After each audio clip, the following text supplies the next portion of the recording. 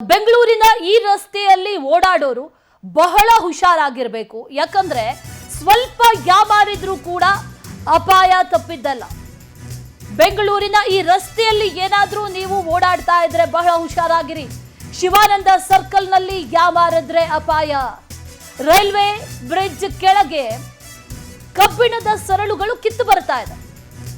ವಾಹನಗಳು ಓಡಾಡಿದ್ರೆ ದೊಡ್ಡ ಮಟ್ಟದ ಶಬ್ದ ಬರ್ತಾ ಇದೆ. ಸುಮಾರು 150 ಮೀಟರ್ ವರೆಗೂ ಈ ರೀತಿಯಾದಂತ ಶಬ್ದ ಕೇಳಿ ಬರ್ತಾ ಇದೆ. 6 ತಿಂಗಳಿನಿಂದ ದೂರು ಕೊಟ್ಟರೂ ಕೂಡ ಪಾಲಿಕೆ ಯಾವುದೇ ರೀತಿಯ ಕ್ರಮ ಕೈಗೊಂಡಿಲ್ಲ. ಡೋಂಟ್ ಕೇರ್ ಅಂತಿದೆ. ಕಬ್ಬಿಣದ ರಾಡ್ಗಳಿಗೆ ವೆಲ್ಡಿಂಗ್ ಮಾಡದೇ ಇದ್ರೆ ಮುಂದಿನ ದಿನಗಳಲ್ಲಿ ಬಹಳ ಡೇಂಜರ್ ಇದು.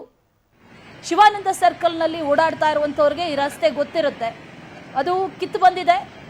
ಈ ವಾಹನಗಳು ಓಡಾಡಿದಂತಹ ಸಂದರ್ಭದಲ್ಲಿ ಜೋರಾಗಿ ಸದ್ದಾಗುತ್ತೆ. ಏನಾಯ್ತು ಅಂತ ನೋಡಿದ್ರೆ ಅದು ಕಿತ್ತು ಬಂದಿದೆ.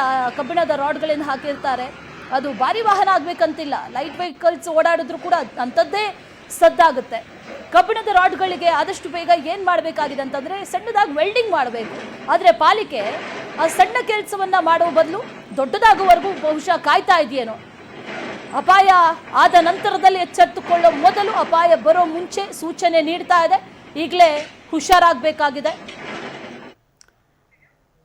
ಈ ಬಗ್ಗೆ ನಮ್ಮ ಪ್ರತಿನಿಧಿ ಮಹೇಶ್ ಒಂದು ಪ್ರತ್ಯಕ್ಷ ವರದಿಯನ್ನ ನೀಡಿದ್ದಾರೆ. ಬನ್ನಿ ನೋಡ್ಕೊಂಬರೋಣ. ಎಸ್, ಬಿಬಿಎಂಪಿ ಮಾಡೋ ಹೆಡ್ವಟ್ಟಿಗೆ ಶಿವಾನಂದ ಸರ್ಕಲ್ ಹಾಗೂ ಮಾಧವನಗರದಲ್ಲಿಂದ ಜನಗಳಿಗೆ ಒಂದು ರೀತಿಯಲ್ಲಿ ರಾತ್ರಿ ಹೊತ್ತು ನಿದ್ದೆ ಬರ್ದಂಗೆ ಆಗಿರುವಂಥದ್ದು. ಯಾಕೆ ಅಂತೀರಾ? ನೋಡಿ, ಈಗ ಶಿವಾನಂದ ಸರ್ಕಲ್ ಹತ್ರ ನಾವು ಇದ್ದೀವಿ. ಶಿವಾನಂದ ಸರ್ಕಲ್ನ ಏನೋ ಒಂದು ಸ್ಟೀಲ್ ಬ್ರಿಡ್ಜ್ ಮಾಡಿದ್ದಾರೆ. ಸ್ಟೀಲ್ ಬ್ರಿಡ್ಜ್ ನಂತರ ಬರುವಂಥ ಏನೊಂದು ರೈಲ್ವೆ ಬ್ರಿಡ್ಜ್ ಬರುತ್ತೆ, ಅಂಡರ್ ಪಾಸ್ ಹತ್ರ ಹಾಕಿರುವಂಥ ಏನೋ ಒಂದು ಮಳೆ ನೀರು ಹೋಗೋದಕ್ಕೆ ಆಗಿರುವಂಥ ಕಬ್ಬಣಗಳ ಸಲಕೆಗಳು ಹಾಕಿರ್ತಾರೆ. ಸಲಕೆಗಳು ಎಲ್ಲೋ ಒಂದು ಕಡೆ ಹೊಡೆದೋಗ್ಬಿಟ್ಟು, ಅಂದರೆ ಎಲ್ಲೋ ಒಂದು ಕಡೆ ವೆಲ್ಡಿಂಗ್ ಬಿಟ್ಬಿಟ್ಟು ಒಂದು ದೊಡ್ಡ ಮಟ್ಟದ ಶಬ್ದ ಬರ್ತಂತನೂ ಕೂಡ ಈಗಾಗಲೇ ಸ್ಥಳೀಯ ನಿವಾಸಿಗಳು, ಅಂದರೆ ಶಿವಾನಂದ ಸರ್ಕಲ್ ಇರುವಂಥ ಸ್ಥಳೀಯ ನಿವಾಸಿಗಳು, ಅಕ್ಕಪಕ್ಕದ ಮಾಧವನಗರದ ನಿವಾಸಿಗಳು ಎಲ್ಲರೂ ಕೂಡ ಬಿಬಿಎಂಪಿಗೆ ಹಲವು ಬಾರಿ ದೂರು ಕೊಟ್ಟಿದ್ದಾರೆ. ಅಂದರೆ ಎಲ್ಲೋ ಒಂದು ಕಡೆ ಬಿಬಿಎಂಪಿ ಆ ದೂರನ್ನು ಕೂಡ ನಿರ್ಲಕ್ಷ್ಯ ಮಾಡಿರುವಂಥದ್ದು. ಯಾಕಂದರೆ ಸಾರ್ವಜನಿಕರು ಈಗಾಗಲೇ ದೂರು ಕೊಟ್ಟು 6 ತಿಂಗಳಿಂದ ದೂರು ಕೊಟ್ಟರು ಕೂಡ ಯಾವುದೇ ಪ್ರಯೋಜನ ಆಗಿಲ್ಲ. ಸಾರ್ವಜನಿಕರು ಹೇಳಿರೋದು ಏನೋ ಒಂದು ಅನಾಹುತ ಹೋದರೆ ತುಂಬಾ ಕಷ್ಟ ಆಗುತ್ತೆ. ಅಂದರೆ ಏನೋ ಒಂದು ದೊಡ್ಡ ಅನಾಹುತ ಆಗೋಕ್ಕಿಂತ ಮುಂಚೆನೇ ನಾವು ಇದನ್ನು ನೋಡ್ಬೋದು. ನೋಡಿ, ಈಗ ಬಸ್ ಬರ್ತಾ ಇದೆ, ಬಸ್ ಕೂಡ ಇದ್ರ ಮೇಲೆ ಹೋಗುತ್ತೆ. ಎಷ್ಟು ದೊಡ್ಡ ಮಟ್ಟದಲ್ಲಿ ಸೌಂಡ್ ಬರುತ್ತೆ ಅಂದರೆ ಸುಮಾರು 150 ಮೀಟರ್ ಅಷ್ಟು ಕೇಳಿಸಿದ ಸೌಂಡು. ಅಂದರೆ ರಾತ್ರಿ ಹೊತ್ತು ನಿದ್ದೆ ಕೂಡ ಅವರು ಇದು ಮಾಡ್ತಾ ಇರುವಂಥದ್ದು.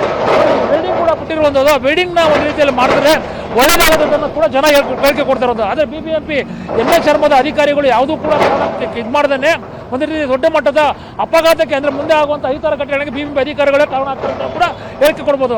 ಯಾಕಂದರೆ ಇಲ್ಲಿ ನಿವಾಸಿಗಳು ಸುಮಾರು ಬಾರಿ ಅಹವಾಲುಗಳು ಕೊಟ್ಟರು, ದೂರುಗಳು ಕೊಟ್ಟರು ಕೂಡ ಯಾರು ಕೂಡ ಬರ್ತಾ ಇಲ್ಲ ಅನ್ನೋದು ಕೂಡ ಇಲ್ಲಿ ನಿವಾಸಿಗಳ ಒಂದು ದೊಡ್ಡ ಒತ್ತಾಯ.